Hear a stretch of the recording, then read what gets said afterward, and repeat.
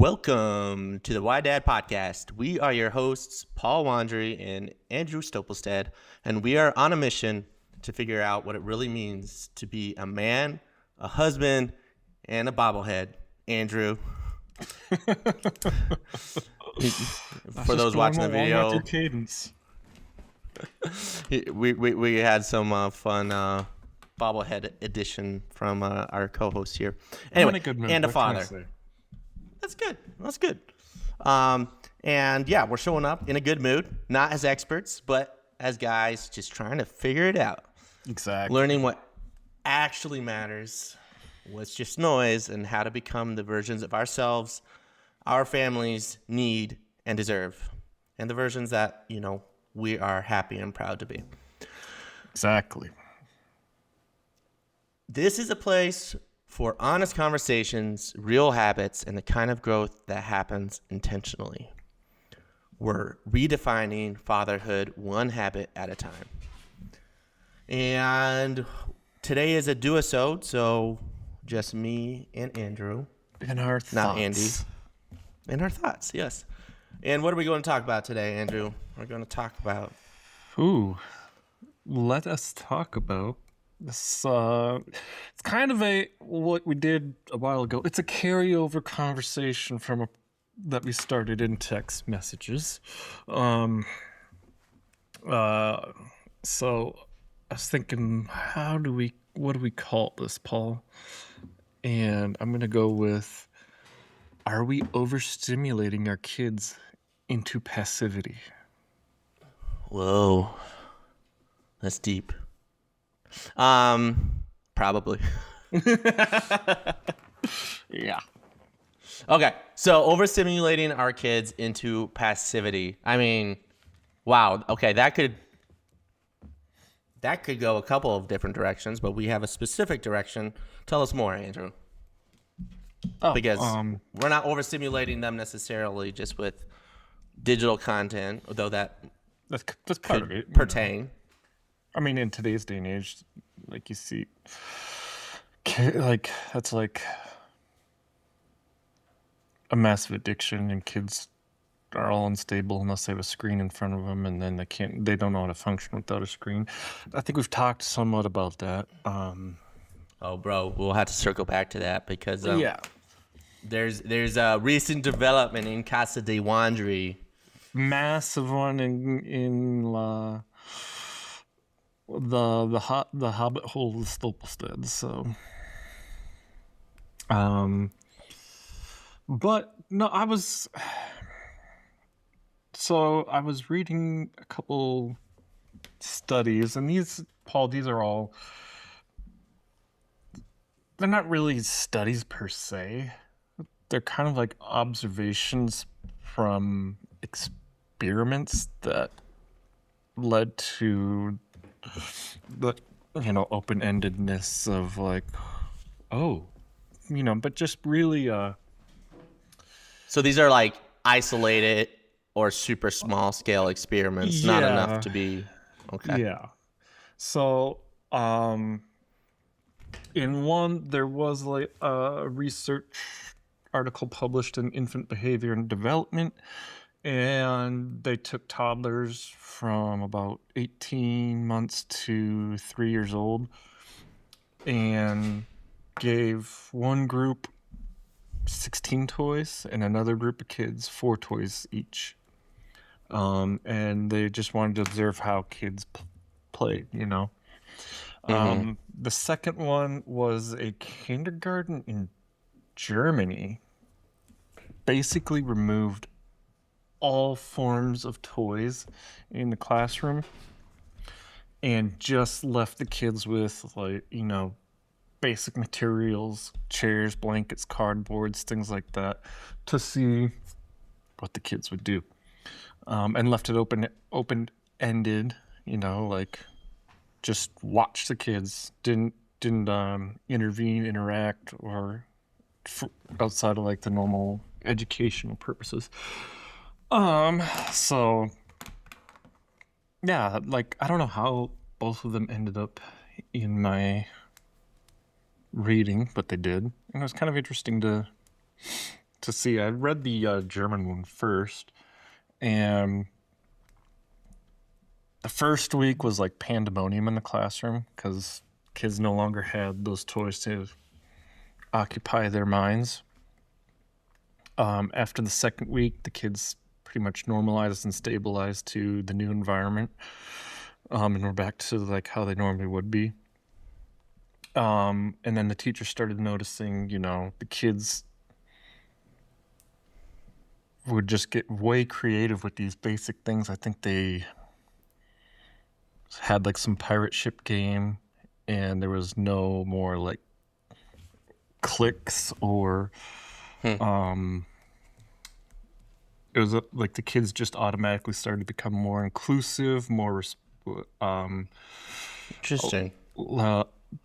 More of those that had stronger leadership personalities emerged, and so like there was role assignments, and the kids learned how to resolve conflict on their own and not in the like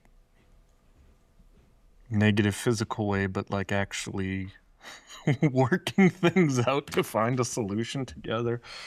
What else? Their focus and engagement time went way higher. Because the kids were, not bouncing around from toy to toy to toy for a few minutes at a time. And this is specific to the German experiment, or both? Yeah. No, okay. This is what this German kindergarten class did. The toy group basically had similar results. So the kids with 16 toys had a much decreased attention span with their toys.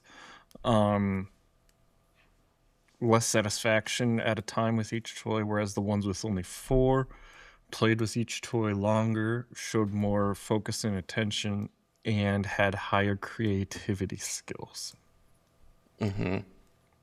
So yeah, I feel like the first two is like, spending more time with each toy is just like, okay, of course, because they don't have anything else to play with. They just have fun. But that increased creativity, that is an interesting outcome, though I don't think necessarily surprising. Mm-hmm. And like I said, these are all like observationals, really. There's no like set conclusion, like more toys is bad, or like... It just got me thinking about this, and that's why I started thinking about, like, are we overstimulating and in passivity? If we're not allowing or giving the opportunity for kids to, like, grow in that critical thinking or creativeness and develop who they are on that side. No. Like, are we just throwing things at them, giving them something to distract themselves with every 5-10 minutes, and then they can't, they rely on that in order to be entertained, so to say. Yeah, I think those are good points. And I don't think anything from that study, well, I mean, I'm sure there are people who would disagree with that. Yeah. I would probably guess that, screen time versus is a bigger challenge to creativity and social skills than the amount of physical toys. Oh, I would too. There was no screens involved, so there's no data to read about that. Right. Yeah. So I'm just saying for our listeners that, like, if you have a choice between, the seemingly, I don't know, hundreds of toys that my kids have, over rather than doing, screen time ad infinitum, then okay, you're in a good spot. But if you're looking to tighten the screws a little bit more, then yeah, I think there's my mind is going a couple of ways. Like, one is that are those very real outcomes or side effects of more or less toys, and that's varying degrees of social skills, varying degrees of creativity and critical thinking, but then also just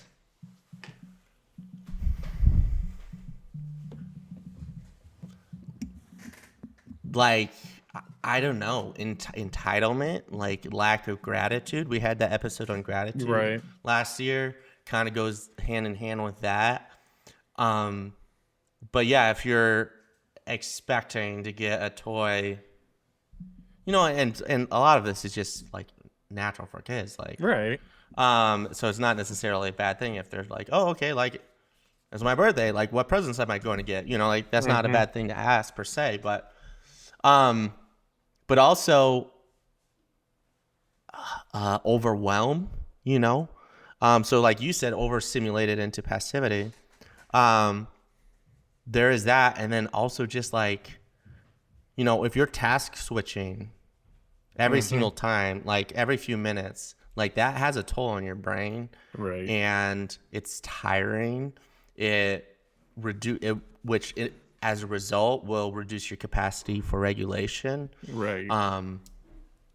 and so much stuff. But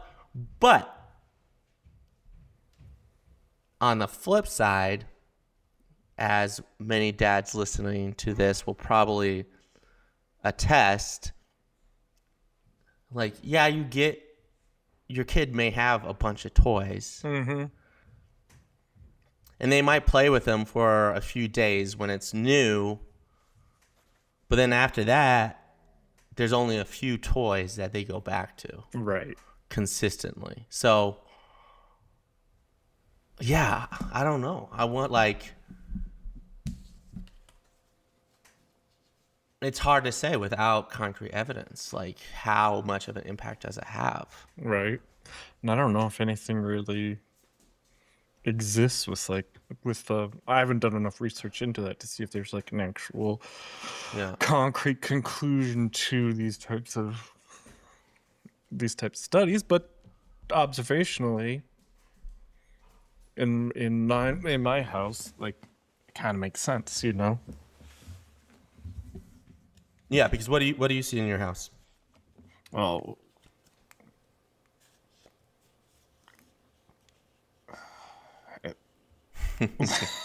if you're willing to share. I'm trying to figure out the words to put it. It's not that I'm not willing to share. Now there's just a lot of neat, like, you get home from school and sit in front of a TV for the rest of the afternoon. And especially like on a day like today where it's nice and sunny. And like with my case growing up, it was, if I had a lot of homework, I had to get right on homework, which sucked because I wanted to be outside on a nice day today after school, because I did have, like, my mom would buy me like a lot of sets from like some army action figures and whatnot, so I would have like war zones in the yard. My dad hated it because I'd dig up like trench warfare. And I love those toys. I was actually looking for them on eBay because I found them and I was like, I want these again. That's awesome. But things like that, or, my brother bought 3 of the kids electric scooters, so at least the 2 younger ones now, all they want to do on these nice days is get outside and ride those for a bit. But there's still a lot of like hours of screen time and a lot of arguing if coming from that room constantly, because trying to get 5 kids to sit and watch one thing, Felicity loves watching dramas. She hates cartoons or things that don't seem real, so she's watching like Will Trent right now. So I laugh because it's like this 13-year-old girl watching Will Trent, and I have a hard time following the story. And I'm like, how does I don't even know what that is. It's a crime drama series on CBS, I think. So, like, or ABC, one of the two. I've rarely watched a lot of shows. And then or a lot of times they're just facing the computers all afternoon, all evening. Ask them to do something, and they're just glued to the screen, so it's in one ear, out the other. But, and we were talking about this a little bit, Paul. I'm monologuing a lot.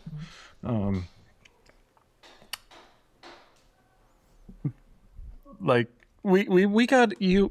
We were talking about this, as it comes to like presents or Christmas time and whatnot. Like, do I want my kids to have more toys, or do I want, and people will buy them, which is, it's fine. There's nothing wrong with that. But like, I look back at what we got and what we had, and there's all these games and board games, tabletop games that I get the kids now, and they love them. Like, there's a game, Clask is what it's called, and it's basically like a soccer game, like foosball or air hockey, but with magnets, and your hand is underneath the actual thing, so you're controlling this magnet to hit the ball into the goal, and the kids love that, and they quit playing with it because they lost pieces. And as I was talking to them, I'm like, why don't you play that anymore? And they're like, we lost the pieces. I'm like, oh, you should have told me sooner, I'd buy you more. And they're like, really? Like, they love competitive, like, one-on-one games, like tabletop games like that. And so that's kind of what I focused on buying them and getting them, because I think I like that. When I heard you said you were doing that, I was like, because that kind of shifted my perspective. And pause here. I gotta send a reply to my coworker.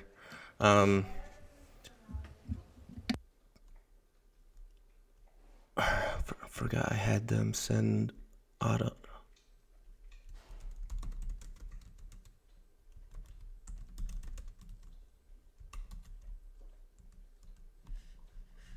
Okay. Sorry about that. It was the thing, the stuff we're dealing with. Oh, yeah. Okay. So, yeah, but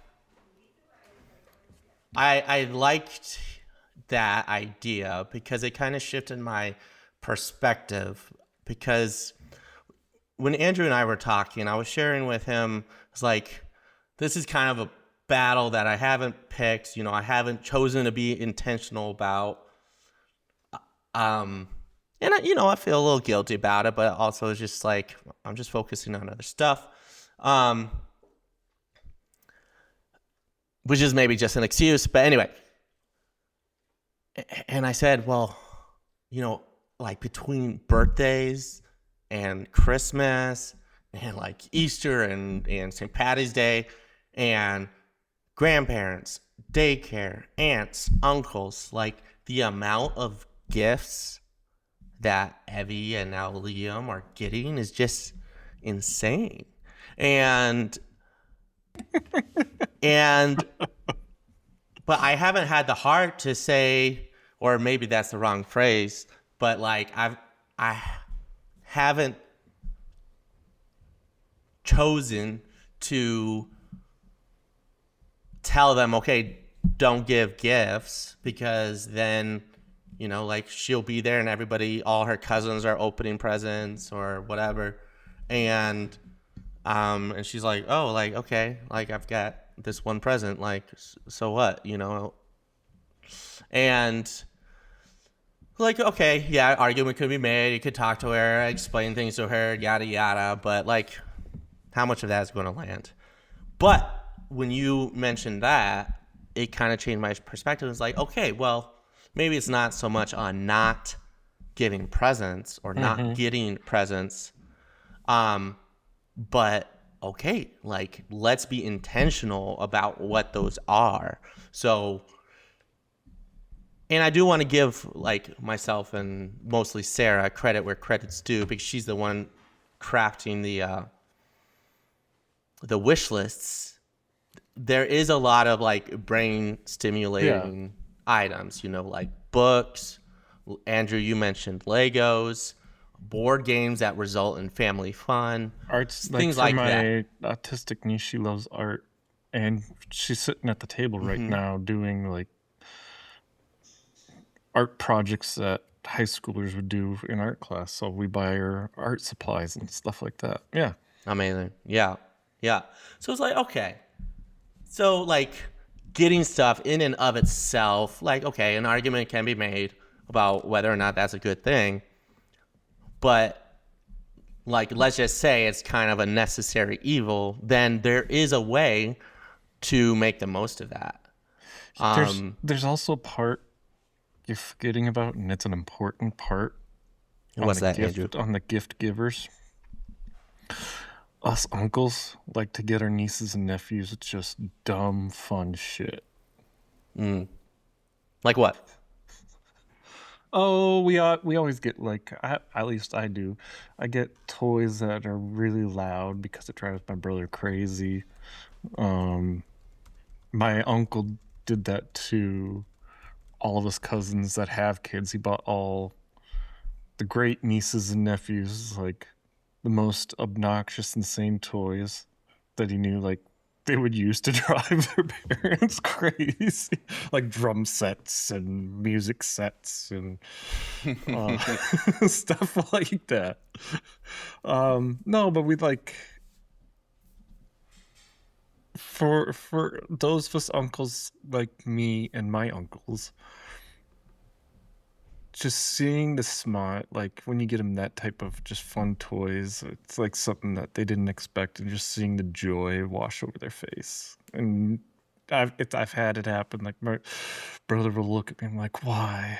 I didn't want them to have this. I told you that. It's like, hee hee hee. Yeah, I feel like those gifts, and I'm not necessarily saying this as the parent, but are the best ones, because it's like, what is this rigged system where it's like, okay, you just like make a wish list. It's not even a wish list anymore. It's just right. Like, okay, get me these things, and there's a pretty high guarantee that you're going to get those things. Right. And it's like, where is the suspense of like, are you going to get the thing that you really want? And I don't know, maybe it's still there, and I'm just out of it, because I'm not a kid, but. Yeah, I don't know. That's a whole other thing, though. But yeah, like also my mom likes to do it this way. What are two things the kids need? Like clothes, like, and if you understand Minnesota winters, and it as kids grows, you always need something for the winter. So it's like, okay, someone needs boots, someone needs mittens. So they get a couple things that they need, a couple fun things that we know they like, and then sometimes something just absolutely bizarre. Yeah. But I've kind of fallen into what's something I know that they are going to, that is going to be a catalyst for creativity and actual long-lasting fun over they'll use this for like one day, which is why I settle on for one of my niece's books, and for the little boys like the tabletop one-on-one competitive games, because they have the typical sibling rivalry amongst them. So maybe that's a game that I need to get for me and Sarah, because honestly, yes, like you should. We're always looking for like 2-person games, because we're like, you get tired of cribbage after a while, or you feel like an old person. When the two of you are so competitive when it comes to games, you need that. Yeah, Sarah doesn't like quit when I skunk her. No, I'm kidding. It's pretty fair as it comes to cribbage. Connect 4, on the other hand, Sarah whips my butt every time. So there are some games we don't play. Connect 4, because she whoops my butt. Chess, because she doesn't. What? She doesn't want to. I don't have the finesse to teach it to her. Right. In a engaging way. But anyway, so there's, I like that idea, whether it's 2-person or just board games in general, because it gets people off of screens and it gets people engaging with each other. And like, so yeah, that's a really great gift idea. You know what it's not passive. It's not. I got this for all the kids. It's like everyone gets their own game or book or whatever that they're really into. But last year I got all the kids an extra gift that they all have to share, and it's that horse racing game. The cards and dice one, and where gambling. Ooh. Yeah. Have we played that? Yeah. Like together? Okay. One of the last times Terrence, your brother-in-law and sister were down. Up, I should say. Oh, fun. Yeah, that's a great one. And that, like, it's fun no matter what. Now that you mention it, maybe we need to bring that to North Carolina this weekend. You probably should. Because we're checking bags anyway. But yeah, like, if you want to make it a drinking game, you can. If you don't, it's still a blast. And it's pure chance, It is. And the kids love it. Yeah. Abby was getting engaged when we were playing, and her cousin Cal was too. Like, just save your quarters. Or pennies, since pennies are worthless anymore. Right. And yeah, that's what we use. And then honestly, like, you can still, like, if you're playing for keeps, you can walk away, with $5, $10, $15, like, or out $5, $10, $15, but it's not like, it's fun. It's enough to be fun. But you compare that to, like, buying them a video game or something like that. Only one or two of them can play it at a time. And then that's just, especially at their age, they're just addicted to that screen and the constant. We had this talk about video games, or maybe we were reading it about, like, how modern day video games are even worse because you just get to start where you died instead of having to start the whole thing over and blah blah blah and trying to figure out, okay, what do I do the next time? So it feeds that instant reward, quick dopamine fix. That makes sense. Whereas, like, to start all over, that would require some grit. Yeah. And thinking, okay, I did this last time, I can't do that now. And yeah. And staying on the top. Go ahead.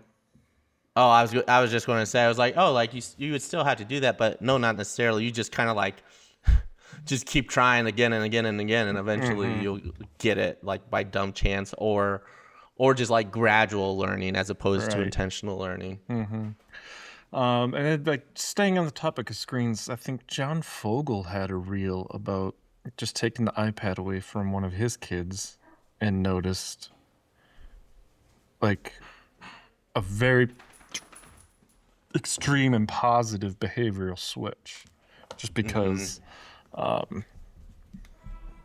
he didn't have that constant stimulation from being in front of the screen all the time. So yeah, and I think I saw that one, or maybe we shared it with each other. And in that case, because for those who don't know, John Fogel, he's the whole parent on Instagram and socials, and like he's a parenting influencer and coach. We had him on early on in our show. He was a great first guy. guest. Yeah. So go back and listen to that if you haven't already. But anyway, he has, I think, like 4 kids, and this was something he did specific to this kid, and it's not necessarily something he does for all of his kids. And so I'm highlighting that because, as our dad listeners know, like each kid is different, and what works for one kid might not work for another. And so, certain level of screen time might not be a bad thing for some kids. For me, growing up, oh boy, like that was an issue. Like, you and your Age of Empires. Oh no, Stronghold. Oh, Stronghold was great. Yeah, computer game. And yeah, I would just lose my shit if like I had to stop playing and I wasn't ready. It was not good. And to this day, like I have to, be careful. Like, well, basically I can't play video games on my own right now, or I choose not to play video games on my own because it just sucks me in, Right. But it's not that way for other people. Like John, John plays a lot of video games, but he is, my little brother, John, that is not John Fogel. Well, who knows? Maybe he does. But anyway, my brother, John, plays a lot of video games, or at least used to, but he was also he was always on top of stuff and very responsible and productive. When we lived together, he was even though he's like 6 years younger. He ran our house. He did. He was the responsible one.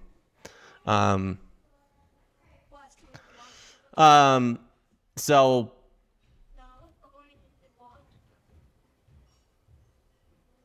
point being, what works for like one kid might not work for another, and we're not saying like all screens are evil, though I think most of us can agree that it requires a certain level of caution. But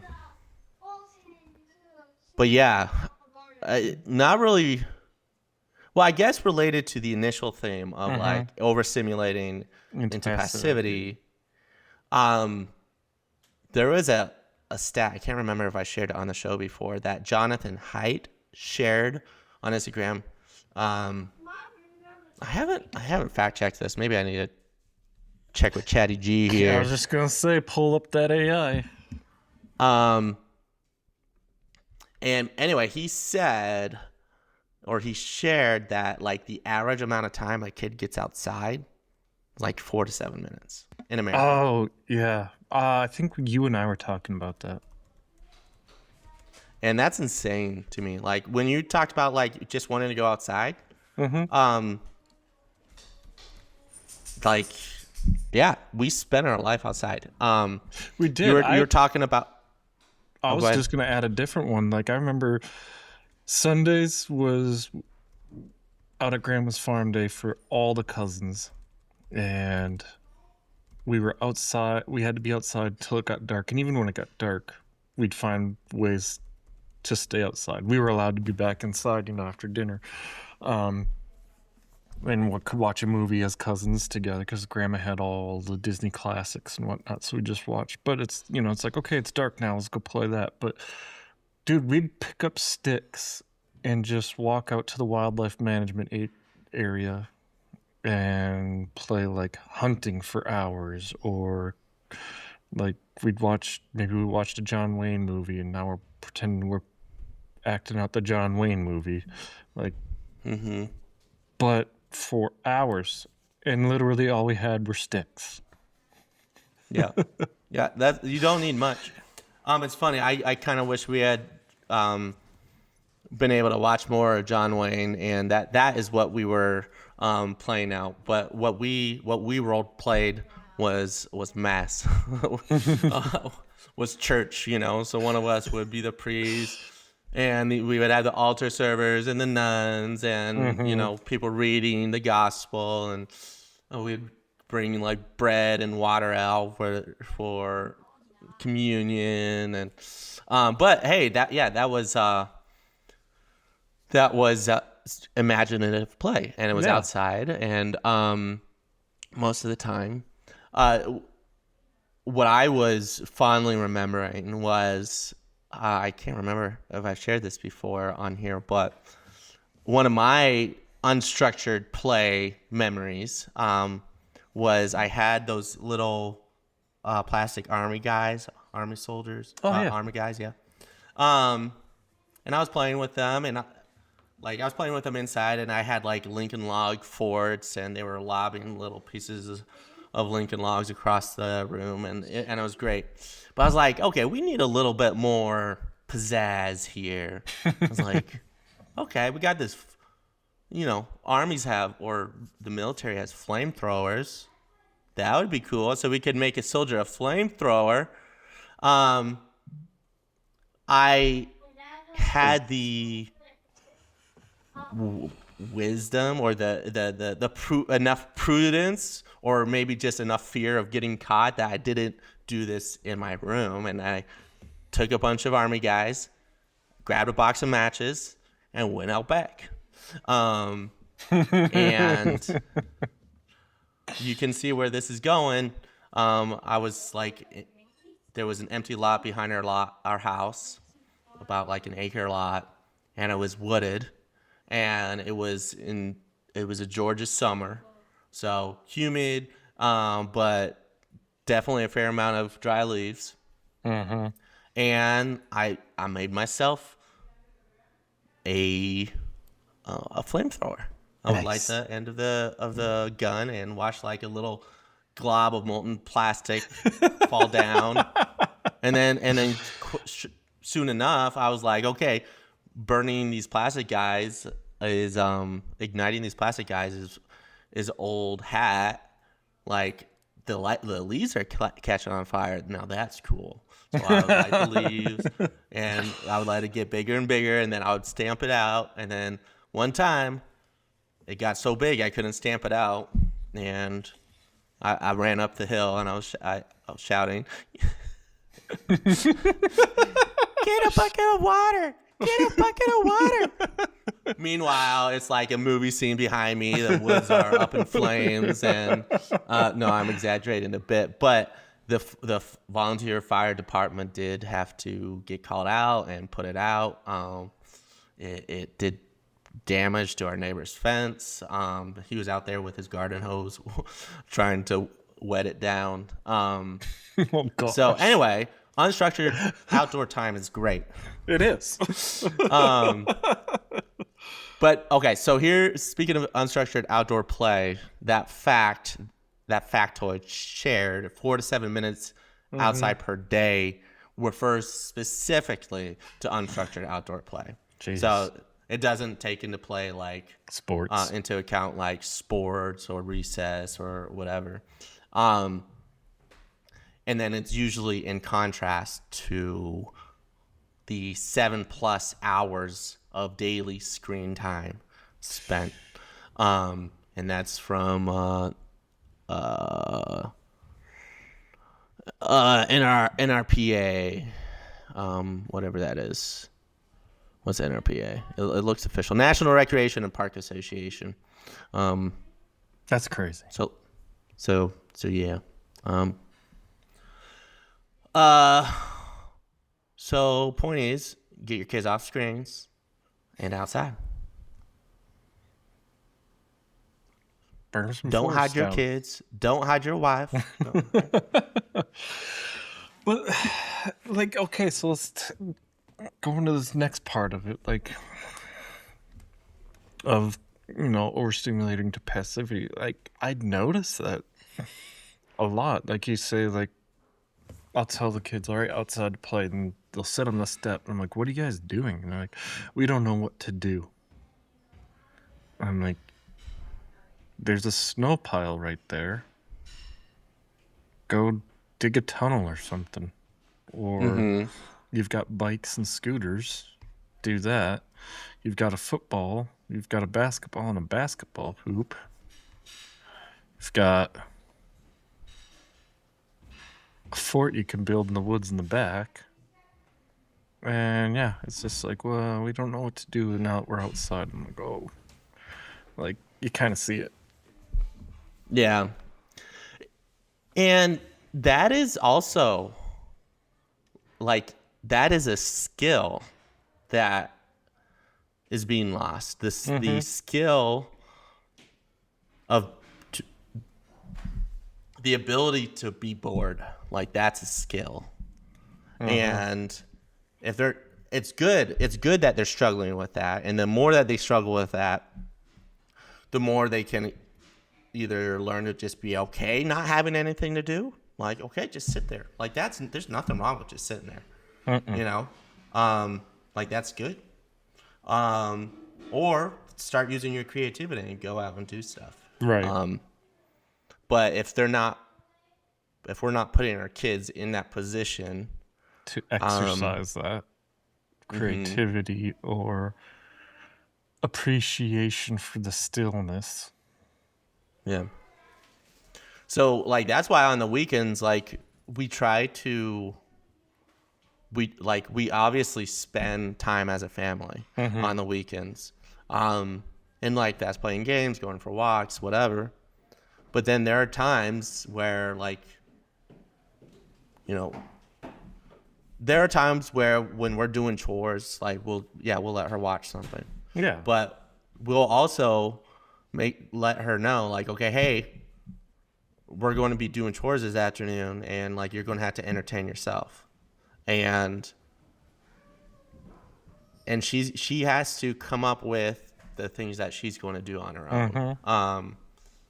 And I think she's pretty good about it now. Early on, it was like, yeah, I don't know what to do, or, like, come play with me. And sometimes that still happens. But if we're firm on our boundaries, she eventually goes and, like, starts entertaining herself. Speaking of the devil, is she here? She's trying to come in.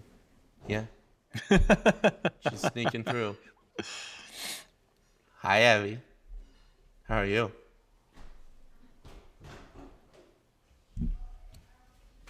You want to come say hi? Hi, Papa. Oh, how did you know it was me? It's vegan. You always have a real. I love you, Daddy. I love you too. What about Umaba? I love you, Papa. Love you too. Oh my goodness. Okay. To all our listeners out there, that was Evie. Being Evie.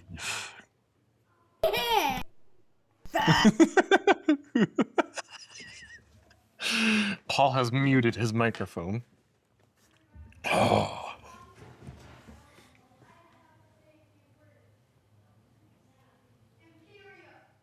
You muted it again, Paul.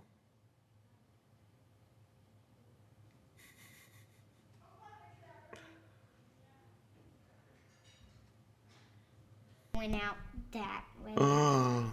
Mom said don't come down here. You came down here anyway? Uh-oh. You better go sneak back out so that she doesn't catch you. Shut both doors, please. I love you too. Oh. All right. I don't know. I have to go shut the door. It's Those are, I will opening French doors.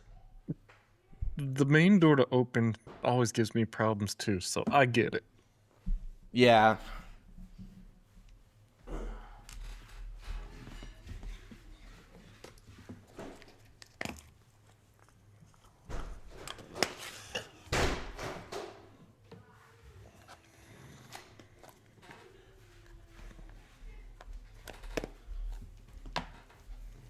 All right, we'll see if I get into trouble for aiding and abetting. You will, don't worry. I texted Sarah.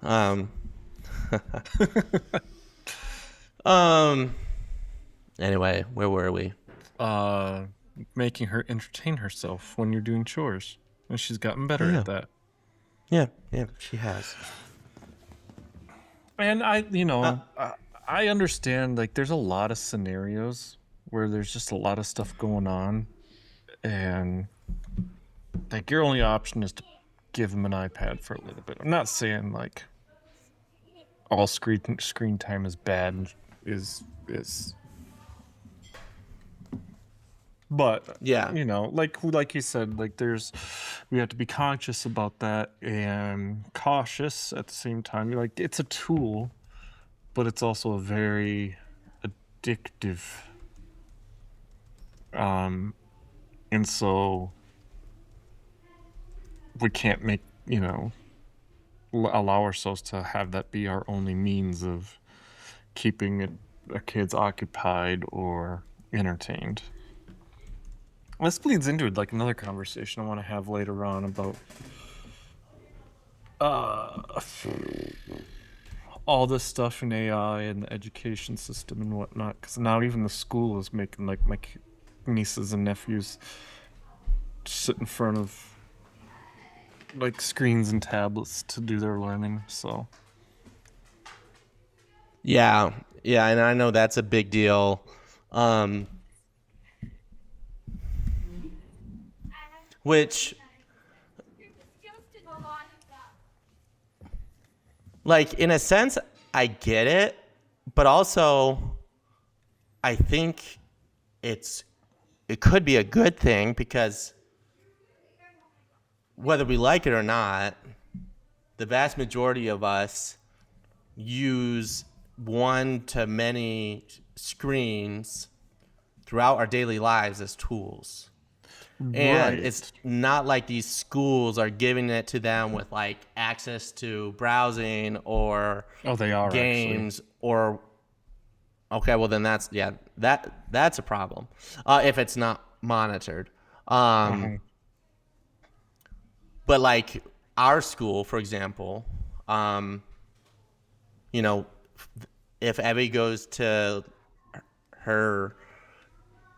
the local elementary school for kindergarten, like they will have tablets for their homework, or not for their homework, for their class material, but it's only for a portion of their day, and it's only limited to that exact material that they're learning and doing. See, and that's okay. That's a good use of it, like you said. At least in that local district, that's okay. We're using this. We're going to teach you how to do that, because in today's modern age, that's a skill you have to learn in order to function, right? You and I do all of our normal job on a computer. Like, if we went into a work zone and didn't know what a computer was or how to do it, or how to work a computer, like, you'd be in big trouble, But when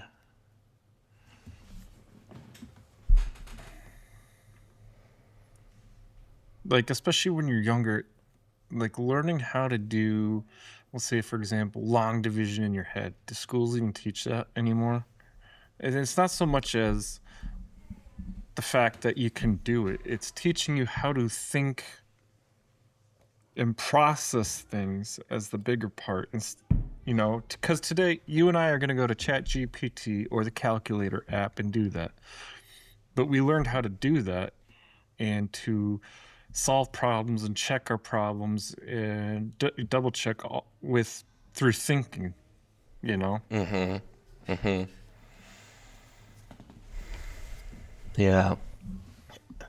And maybe this is kind of a launch pad for another topic, you know, because this is starting to get more into, we're going like, the education side of things, and that's why I prefaced with another conversation, but yeah, that's where my mind, like, because see attention. We need kids these days are just, they can't pay attention anymore. Bro, guilty. Kids being me. Right. See, I me too. It went in one ear, not the other. No, but I agree with that, and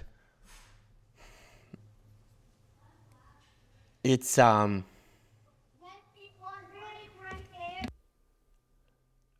it's a mixed bag, you know, and there's the whole side of things of like, okay, like, is how education is set up today even optimal, like with or without AI, but especially with AI, and like, what do we do? Since that's probably not going to change anytime soon. It's not. And my guy, when I was doing my master's coursework, the amount of copy and paste answers I would see from ChatGPT on discussion boards was ridiculous. Yeah. And the reason I knew there were ChatGPT answers, because I would come up with my thing and then have ChatGPT give it spiel, and I was like, oh, okay, that's something that didn't even cross my mind.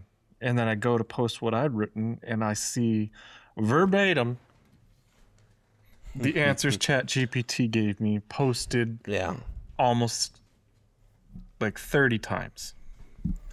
Though, to be fair, those people who were copying and pasting those answers probably in the past were just doing like one-liners or whatever. And so the net education or effort probably hasn't changed that much. Right. Like the people who are,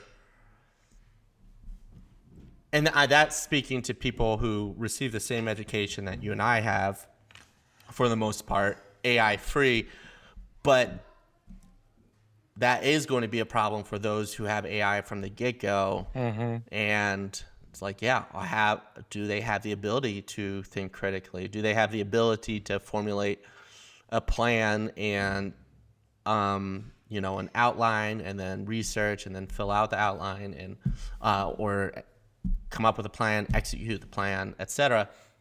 And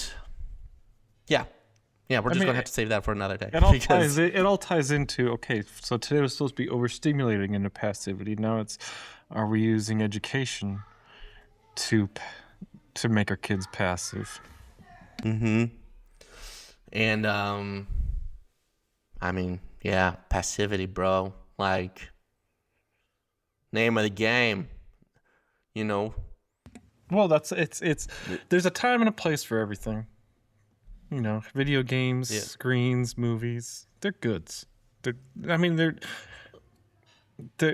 tools, and so, you know, to entertain us. You know, yes, I agree. But I'm just saying, and this maybe this is a little, like, you're usually the one with the conspiracy theories, but maybe this is a little conspiracy theory-ish. But, I mean, who likes you passive? I mean, corporations, they want you passive. They're just passively consuming what they have to offer. The government, the devil, they all want you passive, you know? So it's true. Have you ever read 1984?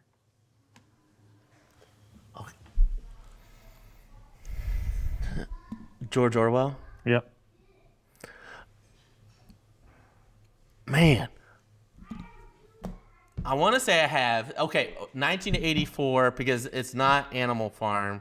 Nope. 1984 is like the TVs and the radios in the TVs. Thought Police. And yep. Yes, I have. It's been a minute. I had to do a deep dive to pull that out of the recesses of my memories. Yes. Yeah. I mean, very. It hits home today. Yeah, maybe worth a reread. Maybe we reread it or do a refresh, a ChatGPT refresh, and then do an episode on it. Anyway, great topic today, Andrew.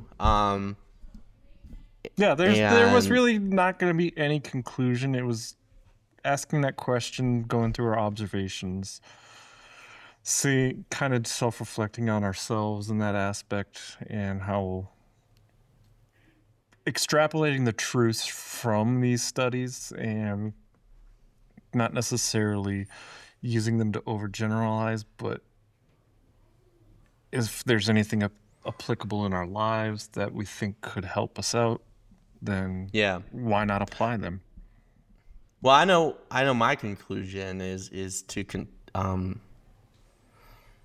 I guess it's from yours and my earlier conversation, but to kind of help craft those wish lists. Obviously, Evie has a say in those wish lists, and so she gets, dumb LOL dolls and worthless garbage like that. But, not like boring educational, but like fun educational stuff. For example, this wasn't intentional on our part, but there was a dinosaur kit that we got at Costco, and then we didn't end up giving it to her yet because she was inundated with all these other gifts, but then she found it in the closet, and she was just playing with it, excavating the dinosaur for an hour, and then now she has the poster on her wall, and we're learning about I didn't know that pterosaurs weren't considered dinosaurs. Did you know that? No. Pterodactyls aren't considered dinosaurs. They're considered pterosaurs. So I didn't know that. Today. And we learned about ankylosauruses and titanosauruses. Those were my favorite dinosaurs for a while. Those are cool, man. They're like walking tanks. Yeah. Anyway, long-winded. To say that I want to be more intentional about that, about finding that fun educational stuff or engaging stuff, games, books. One last example, our good buddy Atot, another Andrew, Atot. He gets his nieces and nephews. Well, his brother has been over the years building for his nieces and nephews a complete Calvin and Hobbes collection. I love that. I'm like, that is amazing. And when they get all their presents at Christmas, they ignore all their other presents and they go and they read those comics. I love that. And I mean, that's imagination, that's reading. So I want to do more of that. So thank you, Andrew, for the inspiration.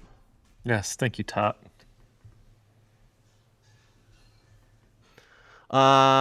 Anything else, buddy? No, that was it. I just wanted to continue our conversation from earlier, Bubba. Cool. Yeah, no, thanks for doing that. Thanks for the topic. And to our listeners, let us know what you think. Do you have any other ideas of how we can help our kids or be more intentional about helping our kids navigate this materialistic, overstimulating world? Was that, Andrew? Consumeristic. And that was a piece we didn't even get into, is right. is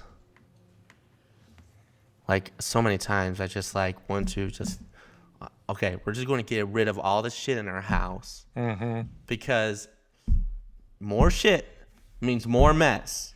All right. And more mess means more stress. And more stress means just Angry Paul, overwhelmed wife, dysregulated kids. So we're just going to move into a mobile home and cave. Cave. Anyway, thanks, Andrew. Listeners, here's our Minnesota goodbye. Thank you for listening. Like, subscribe, share this with somebody. Let us know.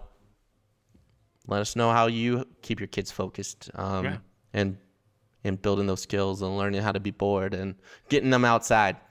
And until next time. I want all that info. Yep. Until next time. Thanks, Andrew.